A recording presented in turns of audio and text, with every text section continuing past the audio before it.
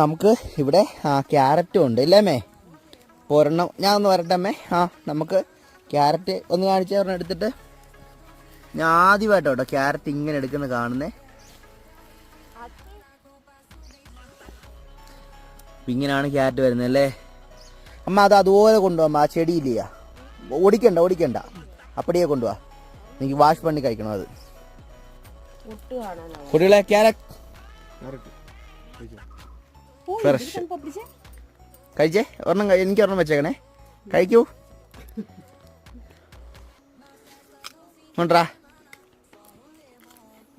carrot പോലെ തന്നെ